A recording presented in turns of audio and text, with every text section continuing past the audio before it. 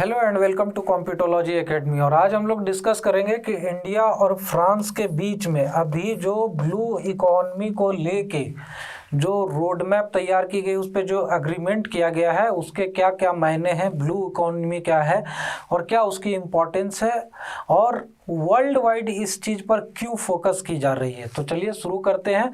सबसे पहले जान लेते हैं कि ब्लू इकोनॉमी है क्या। तो ब्लू इकोनॉमी का मतलब होता है कि कोई भी इकोनॉमिक बेनिफिट या इकोनॉमिक एक्टिविटी जो कि डिपेंडेंट है ओशंस पे यानी मरीन लाइफ पे, वाटर रेल्म पे। तो ये सारे इकोनॉमिक एक्टिविटीज से जो भी इकोनॉमिक बेनिफिट्स मिल रही हैं, इससे हम कहते हैं ब्लू इकोनॉमी। शॉर्ट में यही समझ लीजिए। और यहाँ पर इसके डिटेल्स में अगर हम लोग बात करें तो शिप बिल्डिंग या रिपेयर हो गया, ट्रांसपोर्ट कार्गो वगैरह का शिप हो गया, उसके बाद हम लोग ऑफशोर विंड मिल वगैरह की बात करते हैं। बहुत सारी चीज़ें जिसके कि डिटेल्ड हम लोग अभी आगे लिस्ट देखेंगे। तो चलिए शुरू करते हैं। तो सबसे पहले यहाँ पर ये न्यूज़ में इसीलिए थी क्योंकि इंडिया और फ्रांस ने यहाँ पे एक अग्रीमेंट की है ब्लू इकोनॉमी की रोड मैप तैयार करने के लिए, कि रोड मैप तैयार करेंगे कि ब्लू इकोनॉमी को कैसे यूटिलाइज कर सकती है इंडिया और फ्रांस कोलैबोरेशन के साथ, बायलैटरल टॉक करते हुए, टेक्नोलॉजी डेवलप करके, एग्रीमेंट्स को वहाँ पर बनाते हुए। ठीक है।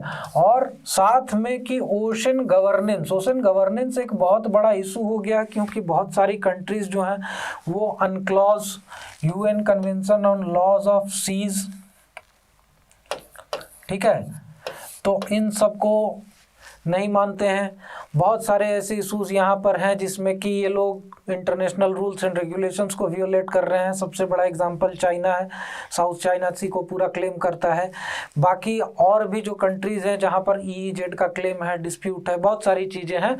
तो इन सब चीज़ों में जो ओशन गवर्नेंस है या फिर इंटरनेशनल वाटर है, उसको किस तरह से यूटिलाइज किया जाए, किस तरह से एलोकेशन किया जाए, इन सब चीज़ में भी जो भी डिस्प्यूट है इसे कैसे ख़त्म करना है और कैसे यहाँ पे जो भी उससे इकोनॉमिक बेनिफिट आएगी वो बेटर गुड के लिए, ग्रेटर गुड के लिए इस्तेमाल किया जाए, उसकी बेनिफिट सबको मिल सके, ये सारी चीज़ों पर फोकस किया जाएगा। ठीक है। और यहाँ पर क्या करेंगे ये लोग, कंट्रीब्यूट करेंगे साइंटिफिक नॉलेज में। यानी कि देखिए सबसे बड़ी चीज़ क्या है कि ओशंस के बारे में अभी तक भी बहुत सारी चीज़ें जानने को बाकी हैं, चीज़ें समझने को बाकी हैं। तो उन सब चीज़ों पर रिसर्च की जाएगी, ओशंस को और समझने की कोशिश की जाएगी, वहाँ पर जानकारी निकाली जाएगी साइंटिफिक रिसर्च के थ्रू। और उसके बाद ओशन कंजर्वेशन के मेजर्स को भी इम्प्लीमेंट किया जाएगा। ओशन कंजर्वेशन का मतलब ये हुआ कि जो मरीन पॉल्यूशन है उसे रिड्यूस करना है, मरीन बायोडाइवर्सिटी को यहाँ पर कंजर्व करना है, और वहाँ पर ये देखना है कि ये इकोसिस्टम एज इट इज़ कैसे प्रिजर्व किया जाए, और साथ में यहाँ पे इकोनॉमिक बेनिफिट भी वहाँ से निकाला जाए, लेकिन उससे कोई मरीन लाइफ को, मरीन बायोडाइवर्सिटी को या पूरी इकोसिस्टम एज अ होल उसको डैमेज न पहुँचे। ठीक है। और यहाँ पर क्या है, ये भी इंश्योर करना है कि जो ओशन है, ठीक है, वो ग्लोबल कॉमन के लिए बचा रहे। ठीक है। यानी कि कोई एक कंट्री या कोई एक नेशन या कोई एक पर्टिकुलर ग्रुप ऑफ नेशंस ये लोग ऐसा ना क्लेम करें कि ये हमारा है, यहाँ पर सिर्फ हम यूज़ करेंगे, जो कि जनरली चाइना करती है साउथ चाइना सी में।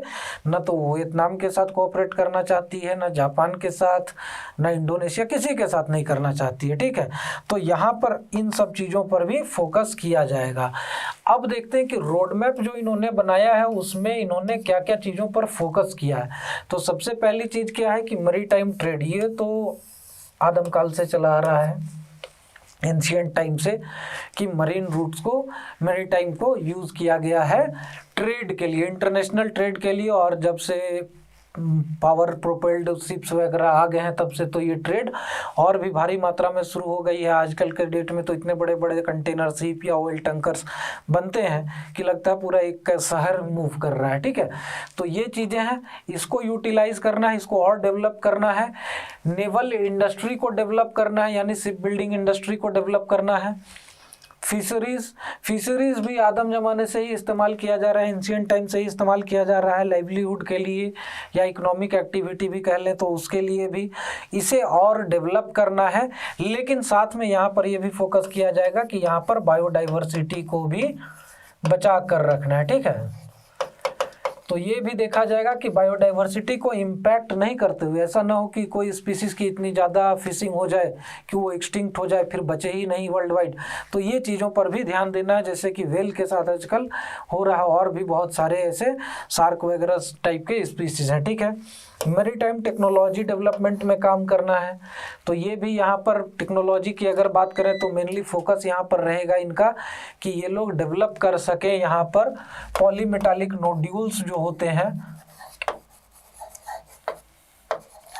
इन्हें कैसे हार्नेस करना है, या फिर गैस हाइड्रेट्स हो गए, और भी बहुत सारे ऐसे जो मिनरल्स या रिसोर्सेज अवेलेबल हैं टेक्नोलॉजी में। टेक्नोलॉजी डेमोन्स्ट्रेशन में टाइडल एनर्जी भी हो सकती है,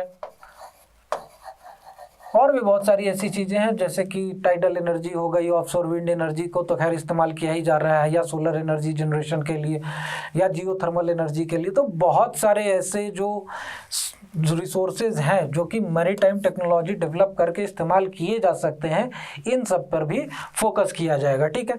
साइंटिफिक रिसर्च भी यहाँ पर करना है। साइंटिफिक रिसर्च मेनली इसी सब चीज़ों के लिए काम आएगा कि साइंटिफिक रिसर्च करने से क्या होगा, ओशन के लिए या मैरीटाइम रेल्म के बारे में बहुत सारी चीज़ें जानने को मिलेगी, जिससे कि उसे बेटर कंजर्व किया जाए, बेटर गवर्न किया जाए और बेटर यूटिलाइज भी किया जा सके। तो ये सारी चीज़ें होंगी। उसके बाद है इंटीग्रेटेड कोस्टल मैनेजमेंट। तो कोस्टल रीजन में जितने भी लोग रहते हैं, जो भी आबादी रहते हैं, most of them use it as their livelihood. अधिकतर लोगों की आजीविका वहीं से आती है, मैरीटाइम से, ओशन से। और यहाँ पर इनकी यही कोशिश रहती है कि वहाँ पर फिशरीज को डेवलप किया जाए, पॉल्यूशन कम हो मरीन लाइफ में, मरीन रेल्म में, ताकि वहाँ पर फिशरीज का डिग्रेडेशन ना हो। बहुत सारी चीज़ें हैं। तो इसे कैसे इंटीग्रेटेड वे में यूटिलाइज करना है कि वहाँ पर बायोडाइवर्सिटी लॉसेस भी नहीं हो, पॉल्यूशन भी नहीं फैले, इन्वायरमेंटल कंडीशन भी मेंटेन रहे, प्लस क्या है कि कोस्टल पॉपुलेशन का लाइवलीहुड भी इंश्योर हो। तो इन सब चीज़ों पर भी फोकस किया जाएगा। नेक्स्ट है maritime eco tourism. Eco tourism का मतलब क्या होता है कि जो इकोलॉजिकल वहाँ का डाइवर्सिटी है, उसके कारण जो टूरिस्ट अट्रैक्ट होते हैं, जो उसे देखने के लिए, जैसे कोरल रीफ हो गया, मैनग्रोव फॉरेस्ट है, बहुत सारी चीज़ें, या फिर कोई एग्जॉटिक स्पीसीज वहाँ पर रहती है, टर्टल टाइप के जो हो गए हैं, जैसे कि olive ridley turtle Orissa coast में चिलिका लेक रीजन वगैरह में आती है। तो ऐसे सिचुएशन में वहाँ पर इको टूरिज्म के डेवलपमेंट के चांसेस बढ़ जाते हैं। तो वैसे ही यहाँ पर इको टूरिज्म के डेवलपमेंट की भी बात की जा रही है। नेक्स्ट है इनलैंड वाटरवेज। इनलैंड वाटरवेज का अगर हम लोग बात करें तो मेनली क्या होगी कि इनलैंड वाटरवेज इस तरह से डेवलप करना है कि बड़े से बड़े शिप भी नेविगेट कर सकें रिवर माउथ के through inside the river, so that कि वहाँ पर वो लोग अंदर तक ही शिप को ले जाएंगे, जिससे कि लॉजिस्टिक्स का कॉस्ट, परिवहन का जो खर्च है वो कम हो जाएगा इनलैंड वाटर वेज के डेवलपमेंट होने से। तो इस पे भी फोकस किया जाएगा। तो ये रोड मैप है। और यहाँ पर इंटेंडेड गोल्स जो हैं मेनली यहाँ पर कि ब्लू इकोनॉमी को अब यूज़ करना है as a driver of progress. Driver of progress यानी जीडीपी इंक्रीज करना है, डेवलपमेंट इंश्योर करना है, ये सारी चीज़ें करनी है यूज़ करके ब्लू इकोनॉमी को। और यहाँ पर प्रोटेक्ट करना है इन्वायरमेंट को और बायोडाइवर्सिटी को भी मरीन रेल्म का, ठीक है। तो ये सारी चीज़ों पर यहाँ पर फोकस की जाएगी। और यहाँ पर अगर हम लोग बात करें कि ये शिफ्ट क्यों हो रहा है, फोकस में ब्लू इकोनॉमी की तरफ शिफ्ट क्यों किया जा रहा है, तो इसके पीछे का मेन रीज़न ये है कि कॉन्टिनेंटल लैंडमास में धीरे धीरे रिसोर्सेज का एग्जॉशन हो रहा है। कोयले की बात करें तो बहुत सारा कोयला ऑलरेडी निकाला जा चुका है, बहुत सारा पेट्रोलियम ऑलरेडी निकाला जा चुका है। ऐसा भी कहा जा रहा है कि जो वर्ल्ड वाइड है यहाँ पर लॉस हो जाएगा, जो भी एनर्जी रिसोर्सेस हैं उनकी टिल द एंड ऑफ 2100, यानी इस मिलेनियम के ख़त्म होते होते तक, इस सदी के ख़त्म होते होते तक यहाँ पर क्या होगा कि ये एनर्जी रिसोर्सेज लॉस हो जाएंगे और उसके बाद एनर्जी स्कार्स सिचुएशन आ जाएगा, एनर्जी रिसोर्सेज की कमी हो जाएगी। तो इसीलिए यहाँ पर अब फोकस चेंज करके ले जाया जा रहा है किधर, मरीन रेल्म की तरफ, कि अब ओशनिक रीजन से यहाँ पर एनर्जी हार्नेस किया जाए, मेनली जो नॉन कन्वेंशनल एनर्जी रिसोर्सेज हैं उन्हें डेवलप किया जाए। नेक्स्ट क्या है कि यहाँ पर जो भी रिसोर्सेज हैं वो मरीन रेल्म से निकालने से फ़ायदा ये होगा कि लैंड मास का जो हमारा कॉन्टिनेंटल रीजन का रिसोर्सेज है वो प्रिजर्व किया जा सकेगा, लॉन्गर टाइम तक यूटिलाइज करने के लिए बचाया जा सकेगा, प्रिजर्व हो जाएगा, ठीक है। तो इसीलिए यहाँ पर ये गोल सेट किए गए हैं। अब हम लोग बात करें तो फिशरीज, इसमें मरीन रेल्म के यूटिलाइजेशन में इकोनॉमिक एक्टिविटीज़ के लिए एक मेजर चीज़ होती है, एक सबसे बड़ा यहाँ पर सोर्स होता है। तो यहाँ पे इंडिया जो है, अगर इंडिया की बात करें तो इंडिया के लिए भी फिशरीज एक वाइटल इकोनॉमिक एक्टिविटी है, ठीक है, वाइटल इकोनॉमी है। और ये क्यों है? क्योंकि यहाँ पर हम लोग अगर बात करें इंडिया की तो इंडिया का टोटल जो कोस्ट लाइन है वो 7516.6 किलोमीटर का है और कोस्टल रीजन में बहुत बड़ी आबादी रहती है जो कि अपना लाइवलीहुड, अपनी इकोनॉमिक एक्टिविटी सारा कुछ वहाँ से अर्न करती है मरीन रिसोर्सेज से, ठीक है। और उसमें सबसे बड़ी चीज़ क्या होती है? फिशरीज, यानी कि मछली पकड़ना। इसीलिए यहाँ पे मछली को स्पेशल, मछली पकड़ने के इसको फिशरीज को स्पेशल यहाँ पर इम्पोर्टेंस दिया जा रहा है। और इंडिया जो है सेकेंड लार्जेस्ट है वर्ल्ड में एक्वाकल्चर में और थर्ड लार्जेस्ट है मरीन फिशरीज प्रोडक्शन में, ठीक है। तो ये एक बहुत इम्पॉर्टेंट चीज़ है क्योंकि यहाँ से देखेंगे अगर हम लोग तो एम्प्लॉयमेंट जनरेट होती है तकरीबन 1.45 करोड़ पीपल को, ठीक है, 1.5 करोड़ भी हम लोग कह सकते हैं, 1.5 करोड़ लोगों को यहाँ पर सीधे सीधे नौकरी मिलती है, एम्प्लॉयमेंट मिलती है। और ये सेक्टर, फिशरीज सेक्टर हमारे जीडीपी का 1.07% रेवेन्यू जनरेट करता है, जीडीपी में इतना कंट्रीब्यूट करता है। और ओवरऑल एक्सपोर्ट की अगर बात करें तो इंडिया ने एक्सपोर्ट के थ्रू यहाँ पर अर्न किया था 334.41 बिलियन रुपीज़, डॉलर मत समझ लीजिएगा, बिलियन रुपीज़ है, ठीक है, डॉलर होता तो बहुत ज़्यादा हो जाता, ठीक है। और इसी के कारण यहाँ पर ये देखिए, ये फाइनेंशियल ईयर में इतना रेवेन्यू जनरेट किया था। और यहाँ पर ये फिशरीज सेक्टर जो है एक्सपोर्ट के अलावा भी बहुत सारे जो ऐसे फिशरीज सेक्टर में लोग जुड़े हुए हैं जो कि सबसिस्टेंस के लिए, अपने जीवन यापन के लिए सिर्फ ये करते हैं, मछली पकड़ी खाई, बेचने से ज़्यादा मतलब है नहीं, लोकल मार्केट में बेच लिया और उससे बाकी का जो अर्निंग जनरेट हुआ उससे ग्रेन्स वगैरह खरीद लिए। तो ये चीज़ें जो लोग करते हैं तो उनकी फूड सिक्योरिटी यहाँ पर इंश्योर हो जाती है। तो उन्हें अगर एम्प्लॉयड में नहीं भी गिने तो भी उनकी फूड सिक्योरिटी तो यहाँ पर इंश्योर हो रही है, लाइवलीहुड उनकी इंश्योर हो रही है। तो ये चीज़ कोस्टल पॉपुलेशन के लिए एक बहुत बेनिफिशियल चीज़ है फिशरीज सेक्टर, और इसीलिए यहाँ पर स्पेशल फोकस देना इस चीज़ में ज़रूरी है। और अगर अदर रिसोर्सेज की बात करें तो नेक्स्ट जो इम्पोर्टेंट रिसोर्स अगर जनरेट किया जा सकता है, निकाला जा सकता है, एक्सट्रैक्ट किया जा सकता है मरीन रेल्म से, तो वो है polymetallic nodules. Polymetallic nodules specially इसलिए मेंशन्ड है क्योंकि यहाँ पर precious metals plus rare earth metals भी यहाँ पर एक्सट्रैक्ट किए जा सकते हैं जो कि ओशन बॉटम में एबैसल प्लेन पे बिखरे पड़े हैं, जिसके लिए कि इंडिया ने जर्मनी के साथ कोलैबोरेशन भी कर रखा है इनको एक्सट्रैक्ट करने का। और बहुत जल्दी ये प्लान है कि इंडियन ओशन में यहाँ पर एक्सट्रैक्शन जर्मनी के कोलैबोरेशन के साथ इंडिया शुरू करे। टेक्नोलॉजिकल डेवलपमेंट की प्रक्रिया चालू है वहाँ पर, जैसे ही टेक्नोलॉजी रेडी हो जाएगी तो यहाँ पर इसके भी एक्सट्रैक्शन चालू हो जाएंगे। और इससे क्या होगा कि इंडिया को गोल्ड, मैग्नीज और बहुत सारे मेटल्स, कोबाल्ट वगैरह ये सब कुछ मिल पाएंगे, राइट।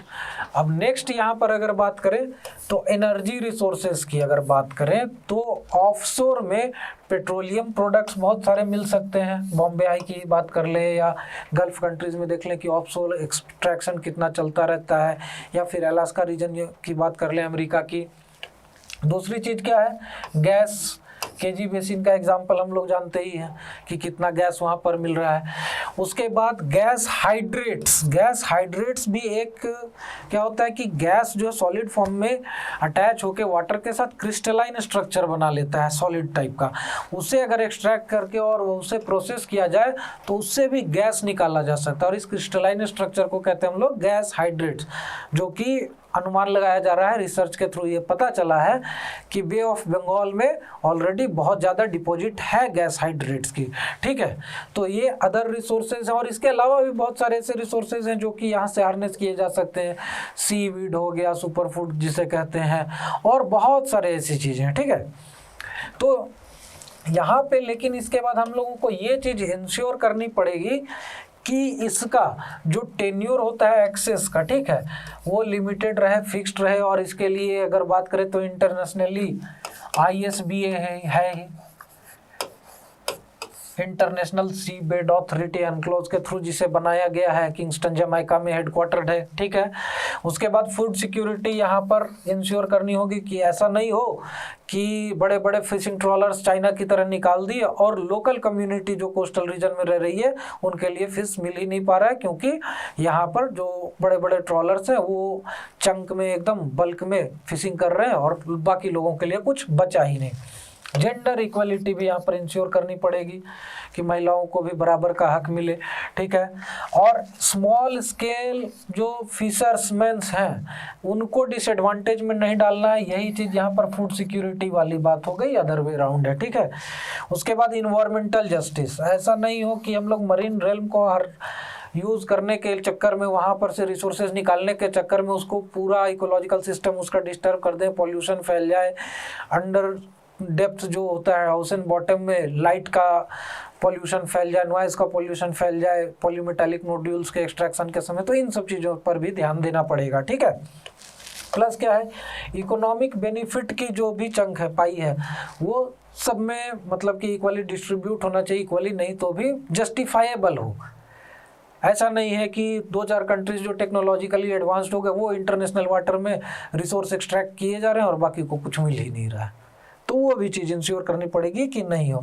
और इससे फिर क्या सोशियो कल्चरल इम्पैक्ट्स आते हैं, कोस्टल रीजन में क्या सोशियो कल्चरल इम्पैक्ट्स आते हैं, आइलैंड नेशंस में क्या आते हैं, इन सब चीज़ों को भी देखना पड़ेगा। ऐसा नहीं हो कि वहाँ पर ट्रेडिशनल ट्राइबल लोग रह रहे थे, ट्रेडिशनल लाइफस्टाइल उनकी ख़त्म हो गई, उनका कल्चर ख़त्म हो गया, तो ये सब चीज़ों पर भी ध्यान देना ज़रूरी है।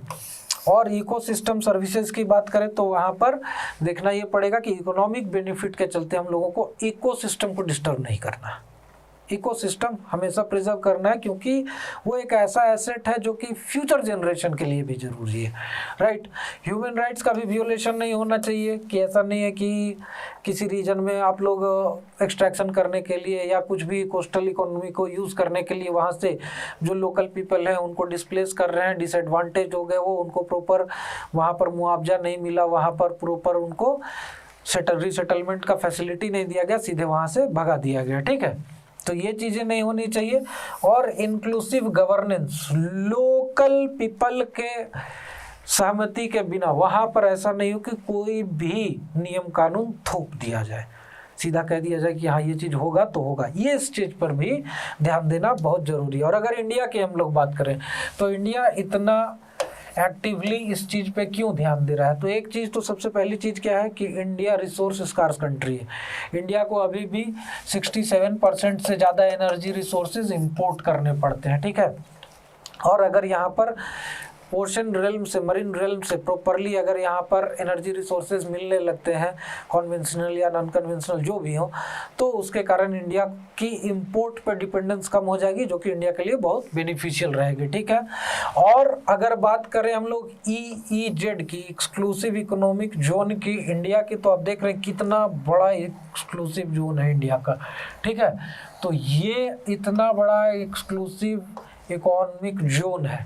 ठीक है, तो इसके कारण इंडिया के पास क्या है कि रिसोर्स, जो मरीन रिसोर्स है उसका एबंडेंस है। इंडिया के टोटल कोस्ट लाइन जैसे हमने कहा कि 7516.6 किलोमीटर है टोटल, ठीक है। और इतने लंबे कोस्ट लाइन होने के कारण यहाँ पर इंडिया के पास लंबा चौड़ा EEZ है। प्लस क्या है कि जो कॉन्टिनेंटल शेल्फ है इंडिया का वो भी बहुत बड़ा है, और कॉन्टिनेंटल शेल्फ पे